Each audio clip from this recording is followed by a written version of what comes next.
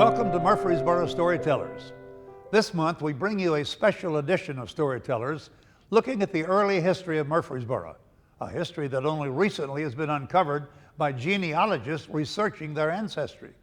It is an intriguing story that includes both one of Murfreesboro's founding fathers and a noted African-American photographer. As we learn from the genealogists, the name Ganaway may have been lost to history, but the name could help share a new story of the city's past and future. This is the story of two men living in two very different worlds, one of racism and hardship, the other of freedom and wealth. It is also a story of contradictions. On one hand, religious devotion, and on the other, enslaving humans as property. Both of them were known as Ganaways, one the descendant of a long line of successful merchants, and the other because it was the name carried over from the days of slavery. It's a story of how a black man overcame his oppressed ancestry to become a celebrated 20th century photographer in Chicago. The 19th century slave owner and Murfreesboro city father, with no known painting or depiction, was Burrell Gannaway. The descendant of Ganaway's slaves was King Daniel Ganaway. They were both on a path to wealth, but they both altered that path and turned their hearts toward God. The man describing these two men, very different yet alike, white and black, is the ancestor of one.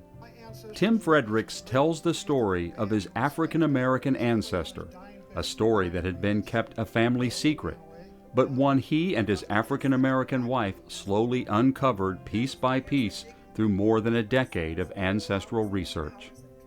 By now you may be asking, but Fredericks is white. That is another intriguing aspect of our story. As often is the case with history, it is hidden by time and indifference, uncovered by passion and persistence. Both men died, one on his deathbed exhorting his friends to join him in heaven, the other teaching Bible classes. The devil wanted this story buried, and it has taken a lot of years and a lot of digging, but God wanted the story of their lives revealed. This is what it looked like when I went out for the first time with my daughter, Diora. You don't see anything, it's up in brush. Who was this guy? Part of his headstone was laying on the ground. A broken tombstone, hidden in overgrown brush of a neglected graveyard, belongs to one of Murfreesboro's first city aldermen, though little is known about Burrell Gannaway locally. The historic early 1800s home he built still stands on property in Murfreesboro's Barfield area, now owned by a local engineer. The property owner met with a genealogist in May 2016 and gave them artifacts found in and around the slave cabin.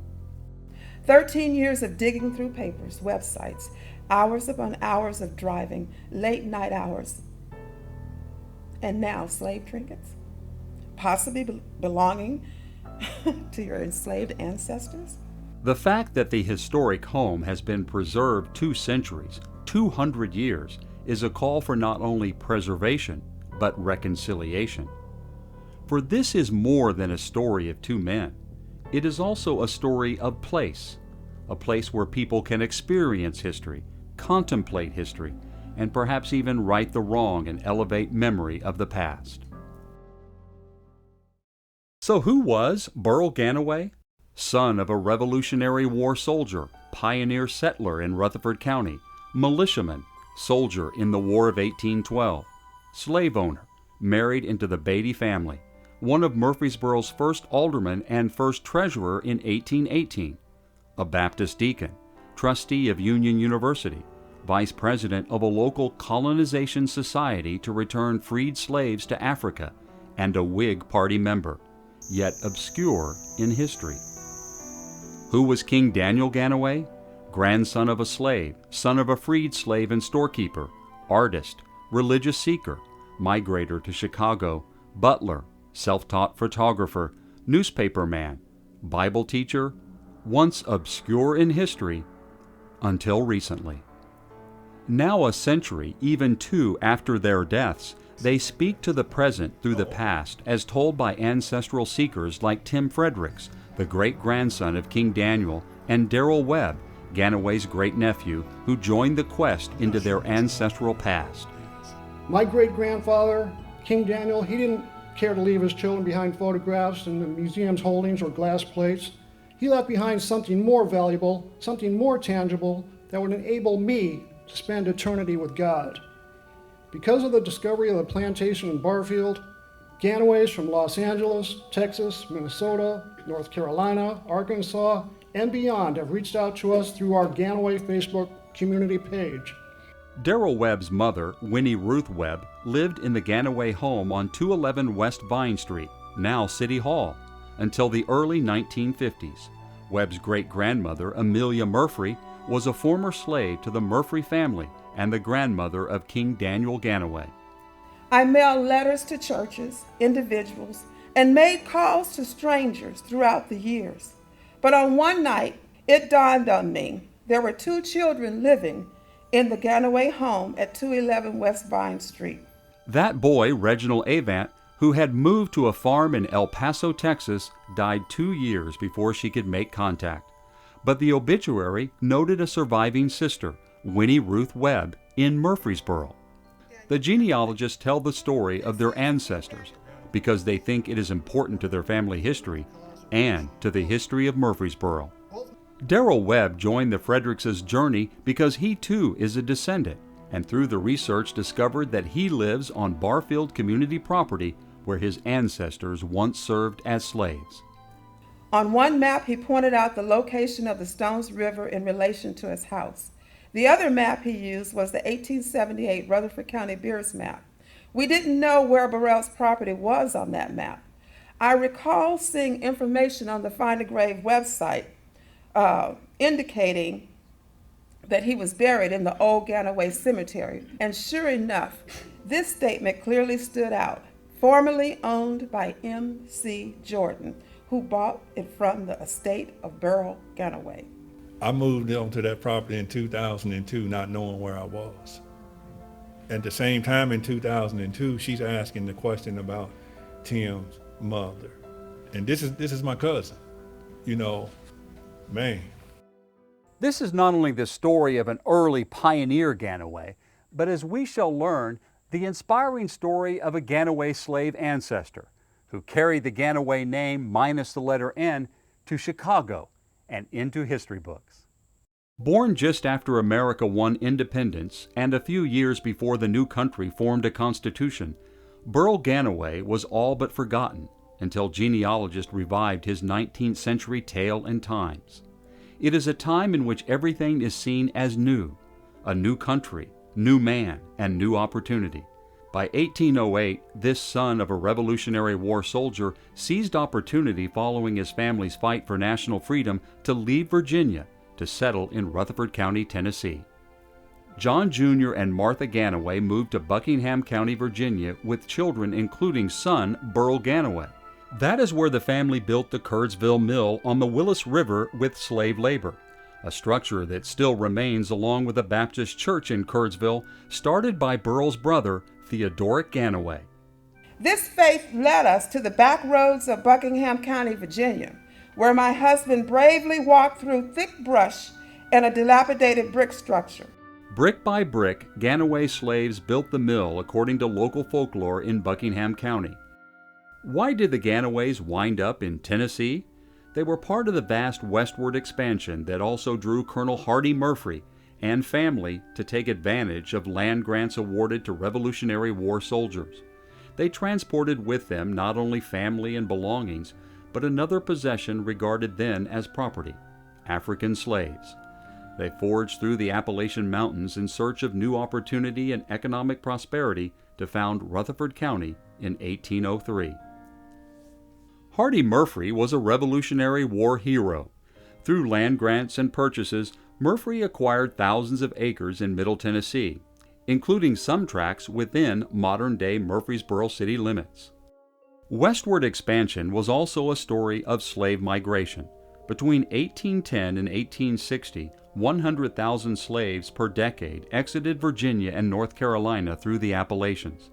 Sometime around 1808 and 1809, Burrell Gannaway claimed land in Rutherford County, according to tax records. His brother Theodoric traveled with him but did not stay, choosing instead to return to Virginia. By 1812, Burrell Gannaway is serving in the War of 1812.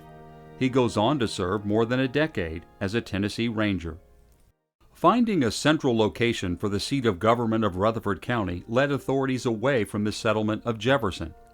The new town was named Cannonsburg after State Senator Newton Cannon, but Captain William Lytle soon suggested Murfreesboro to honor his friend Colonel Hardy Murfree, who had died. By 1813, the state of Tennessee appointed Burrell Gannaway and other leading men to a special commission to regulate the authority of the town of Murfreesboro. Joel Childress, another commissioner, has a daughter, Sarah, who married James K. Polk in Murfreesboro. Polk becomes the 11th President of the United States.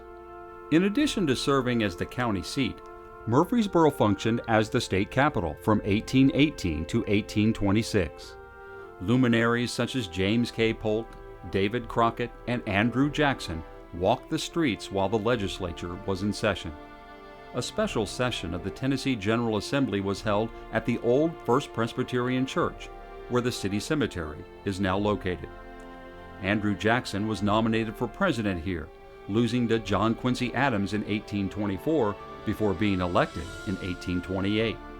Burrell Gannaway likely knew Polk, Crockett, and Jackson and did business with the Murfree family, purchasing 4 slaves in 1813 from William Hardy Murfree, the son of Colonel Hardy Murfree. That same year, Jackson and Davy Crockett and the Tennessee militia fought in the Creek War. It is in this year, 1814, the Battle of Horseshoe Bend pitted American pioneers, including Tennessee volunteers. Major Andrew Jackson led Tennessee militia forces and Indian allies in a devastating defeat of Creek Indians who opposed American expansion. A year later, Burrell Gannaway is listed as a first major in the Rutherford County militia. By 1816, Gannaway purchased 300 more acres of land on the West Fork of the Stones River in an area now known as Barfield. On March 12, 1817, Gannaway marries into wealth, taking Sally Hicks Beatty, the daughter of Captain William and Ann Bass Beatty, as his wife. Burrell Gannaway is elected as one of the first 6 city aldermen in Murfreesboro. And he actually is appointed as the treasurer. After 5 plentiful years of good feelings and post-war prosperity, America's first major financial crisis hits, known as the Panic of 1819. The occasion for the panic was the sudden collapse of cotton prices. The Land Act of 1800 extended credit to buyers of Western land.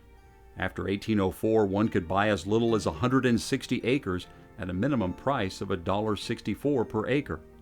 Speculators caught up in the get-rich-quick fever took up larger tracts, paying only 1/4 down, and then sold them to settlers with the understanding that settlers would pay them the remaining installments. With the collapse of crop prices and land values, both speculators and settlers saw their income plummet. But in 1820, Burrell Gannaway purchased more notes, merchandise, and horses from store owner Beverly Randolph. Now Burrell Gannaway has 15 slaves in 1820. Gannaway is far from finished expanding his land ownings and potential wealth. In 1826, he purchased another 120 acres. A year later, when his parents pass away, Gannaway owns approximately 800 acres in Rutherford County. It is the year legendary Tennessean Davy Crockett is elected to Congress. By 1830, the Gannaway slave schedule shows Burrell Gannaway owning 27 slaves. In Washington, where westward expansion has long been part of government policy, the Indian Removal Act of 1830, spearheaded by President Andrew Jackson, is adopted by Congress. In 1831, the South is also confronted with a long-feared problem of slavery: violent rebellion. On August 21, 1831, Nat Turner leads a bloody slave revolt in Southampton County, Virginia. On November 11th, Turner is hanged. Turner's rebellion was the largest slave revolt in U.S. history and led to a new wave of oppressive legislation prohibiting the movement, assembly, and education of slaves. In 1832, there was an attempted insurrection among the slaves at Shelbyville, Tennessee. A female slave betrayed the plan, and many slaves were arrested, whipped, and discharged. The Turner Rebellion and local insurrections added support to what some Americans at the time viewed as a solution to the race problem. The colonization movement sought to relocate freed slaves from the U.S. to what was being called Liberia in West Africa. Burrell Gannaway was local vice president of the American Colonization Society. The intent here was the same, to move free slaves and or slaves to eventually free them and move them to Liberia. But this was from a benevolent standpoint. According to historian Erskine Clark, those who felt themselves transformed by God's grace and benevolence by God's goodwill toward humanity felt themselves called to follow the admonition of the Epistle of James, to be not only hearers of the word, but also doers of the word. They were to act with benevolence toward all. Burrell Gannaway isn't the only one in Murfreesboro involved in the American colonization movement. William Eagleton, a First Presbyterian Church preacher, is president of the local American Colonization Society. R.B.C. Howell, a professor of theology at Union University and also a member of First Baptist Church, is a colonization national leader. Howell felt slaves would never have a fair chance in the U.S., and perhaps Burrell Gannaway agreed. In a letter in 1832 to his brother Theodoric in Virginia, Burrell Gannaway discusses dining with his sister, Mrs. Frances Martin Gannaway Malloy. He noted the abundant cotton crop, the best ever, and described the wife of David B. Malloy as having a small fortune. Gannaway repeatedly stresses economics, national banking, and the Union. When you read letters from Burrell, he's always talking about the economics. I am for the republic and not for myself. I am in favor of our union and all and every measure calculated to perpetuate the union. In 1833, the British Parliament outlawed slavery within their empire, but it had no effect on the U.S. 2 years later, 1835, Burrell Gannaway is advanced 4 slaves from his father-in-law William Beatty's estate and inherits another 4 slaves. In 1836, Tennesseans and Texans fight at the Battle of the Alamo, a conflict fought in large part over westward expansion and an American sense of exceptionalism. Davy Crockett dies in the battle, but Gannaway did not join the fight. A year after the legendary Texas battle, Rutherford County tax rolls show Gannaway owned land worth $8,000, equivalent today to $200,000 in land value. He's also taxed on 18 slaves valued at $11,600, equivalent to $300,000. Gannaway is wealthy as a second American financial crisis sets in, the Panic of 1837. Due again to heavy land speculation and purchasing land on credit, the economy collapses. At that time, many blamed it on the failure of not having a second national bank, and Gannaway is likely among them. A Whig Party dinner is held in Murfreesboro, and Major Gannaway headed up the committee. The Whig Party disdained Andrew Jackson. Men like Kentucky Senator Henry Clay and Massachusetts Senator Daniel Webster supported the need for a strong central government and a national bank. Populist Jackson opposed the national bank. Gannaway's interest extended beyond economic ambition, the colonization society, and local and national politics. Education was an important part of Murfreesboro history, with 5 institutions of higher learning in the town during the antebellum period. 1839, Gannaway became a trustee of Union University and the Baptist Female Institute. To the delight of Gannaway, Southern aristocrat John Tyler, a supporter of a national bank, is elected president in 1840. Gannaway is still wheeling and dealing, selling 320 acres. In that famous year, Alexis de Tocqueville, the French political theorist, published his influential Democracy in America, based on his travels to America between 1831 and 1835. Tocqueville expressed that America is exceptional, a word that becomes part of American exceptionalism lexicon. 3 years later, 1843, 16 people, including Burrell Gannaway, gathered to officially start First Baptist Church. Gannaway is elected one of the first deacons. As his years are waning, Gannaway's sentiments are changing. From confident Southern planter to one downcast after struggling with the sorrows of loss and vain pursuits. In an 1848 letter to his brother Theodoric in Virginia, Ganaway echoes the ancient words of King Solomon in Ecclesiastes, "Vanity, vanity, all is vanity." He says, I have learned that in this world we ought to have tribulation. And oh, how true I have found it so. With you and me, this life is well nigh drawn to a close. I look back and it seems like yesterday when I was young and flushed with buoyant hope of becoming rich and happy in the midst of enjoyments.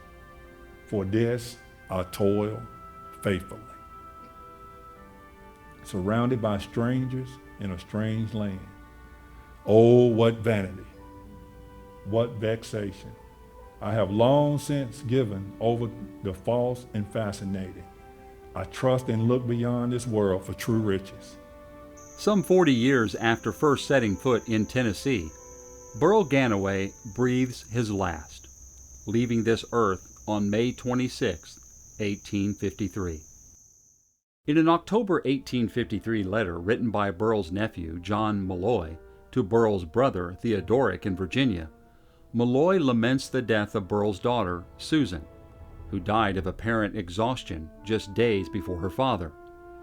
Malloy's letter reveals how Burrell cut his hand while working on a windowsill. After 9 weeks of suffering, he died in his home. For whatever you think of it, he is a founder of this city. And it's almost like he disappeared. 3 years before the onset of the Civil War, Gannaway's estate is settled, including all his personal property. He leaves behind 35 slaves. One of those slaves, Daniel, in his mid-30s, is listed in the estate inventory. This is him. This is my great-grandfather, Daniel Ganaway. He's listed here on right there on an estate document. In 1857, Burrell Gannaway, the slave owner, died in 1853. And in 1857, his estate is being settled.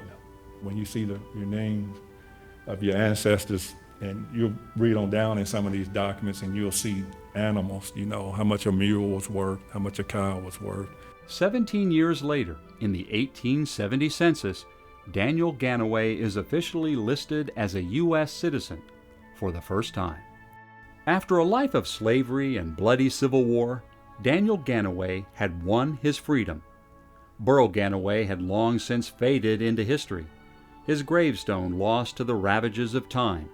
5 years after the Civil War, Daniel's son King is listed in the U.S. Census as a grocery clerk. Freedman Daniel Ganaway had purchased one of the city's earliest merchant bonds to start the family grocery business on the Murfreesboro town square, pieces of history that led the genealogist on a journey of faith. This faith took us here to the grounds of the Civic Plaza, the land where our Ganaway ancestors' home once stood. Their fruit and confectionery was in the building across the street that is now the doctor's office. The home where Daniel's son King Ganaway lived, 211 West Vine Street, was where City Hall now stands. It was known as a place where Christian faith was taken seriously and where wakes were held after blacks died. King Ganaway's son, King Daniel Ganaway, was born in Murfreesboro, October 22, 1882. King Daniel lived for a time in Chattanooga with his father, opening a grocery store on the Big Nine, now known as Martin Luther King Jr. Boulevard. In Chattanooga, he also worked for another grocery store owner. In 1903, at age 21, with a passion for studying the Bible, King Daniel, also known as K.D. Ganaway, left his native Tennessee to join a religious movement headed by Scottish evangelist John Dowie in Zion, Illinois. At this time, many blacks were migrating north for better opportunity and jobs. By 1906, Ganaway is in Chicago with a Swedish immigrant named Pauline. The couple bears a child named Lucille, Tim Fredericks' grandmother. Waiting on a train platform, King Daniel met a wealthy widow, Mrs. Mary Lawrence.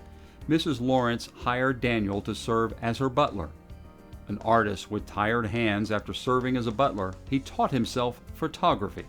In 1921, 39-year-old King Daniel submitted a photo taken in Chicago. He wins first place in a national photographic contest sponsored by the John Wanamaker Department Store in Philadelphia. Some of his competitors in the 900 entry contest were among the best professional photographers of the day, including Edward Weston, Man Ray, and Paul Strand.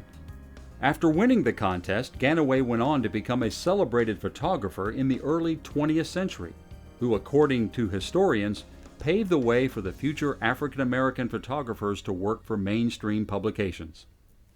But this is not the story Tim Fredericks heard growing up. He and siblings were told that their mother's grandfather was a native of Costa Rica, but died in a fire. Fredericks was raised as white, but through tedious online research with wife Brenda, the Indianapolis couple came to learn that Tim was actually the descendant of an African American grandfather. I asked a question 13 years ago that spun this journey. I questioned the race of my mother-in-law when I saw a picture of her in a family photo album. Only in recent years has Tim's racial history come into clearer focus, silenced in the years when having African American ancestry was kept secret by many. My husband, Tim, and I currently have a carpet cleaning business, and Daryl is an engineer. We don't have history majors or a bunch of fancy titles after our names. During these 13 years, my husband and I have buried our mothers, sent kids off to college, married off kids, welcomed grandchildren, been diagnosed with cancer, started and ended jobs. Family and others from Chicago and elsewhere gathered on Valentine's Day in 2016 in Murfreesboro to celebrate the photographic work of King Daniel Ganaway, work being rediscovered by historians. One of the most significant discoveries and blessings was for my husband to meet the rest of his family, who are still living right here in Murfreesboro. I had faith and hope that I could find them, and I never gave up looking. Taken by landscapes, street scenes, parks, and the growth of big city Chicago in the 20th century, his work was featured in the America Today combined with Fort Dearborn magazine. Editor W. Frank McClure stated, "Ganaway is the greatest photographer I have ever known." Ganaway also worked for several Chicago area newspapers and national magazines, including National Geographic magazine. His work also appeared in Camera magazine, manufacturing catalogs, and school textbooks. This 1924 photo of Chicago's Lakeshore Drive at Oak Street appeared in National Geographic magazine. Perhaps his best-known work is a photo of two engines of the 20th century limited passenger train pulling into LaSalle Street Station, Chicago, in February 1918, known as the Spirit of Transportation. He was suspected by a policeman of being a German saboteur amid World War I. In the article, Ganaway is quoted, "Finally, I pointed to the beams of light and said, 'Did you ever see anything more beautiful than the way the light falls on the smoke?'" The Spirit of Transportation photo first appeared in the Chicago Defender in 1921. Ganaway used this success to get other work long before the first black photographers were hired in Chicago. In 1925, Ganaway quit working as a butler to work full-time as a staff photographer for the African American newspaper The Chicago Bee, rival of the Chicago Defender. 2 years later, he entered his work in the Negro in Art Week exhibit held at the Art Institute of Chicago. In the 1930s, Ganaway's photographs were featured in the William E. Harmon Foundation exhibits, touring the U.S. to further the cause of racial equality. Ganaway apparently left his love of photography in the mid-1930s for another deeper passion, Bible teaching on Chicago's South Side. Ganaway died in obscurity March 16, 1944, of a cerebral hemorrhage, leaving no marriage certificate despite a lengthy interracial relationship with Swedish immigrant Pauline Boren. Ganaway and Boren had one surviving daughter, Tim Fredericks' ancestral grandmother. The interracial couple parted company in the 1920s. Their only child, Lucille, passed for white, married Walter Brody, had 8 children, and never told the story of their heritage. King Daniel married a white woman, a Swedish immigrant. His biracial daughter, my great-grandmother, is living between these two worlds. Some major pieces of Ganaway's collection made it into the Library of Congress, museums, and private residences, but there is much more that will never be connected to Ganaway. His work at the Chicago Bee is missing, along with all photo archives. Similarly, photos of his work for the Daily News are near impossible to associate. Either prints or negatives can't be found, or simply fill stacks in a Chicago warehouse with no name credits attached. And of course, there is a reason none of the photos were collected by family. As the Fredericks have lamented, it's like searching for a needle in a haystack.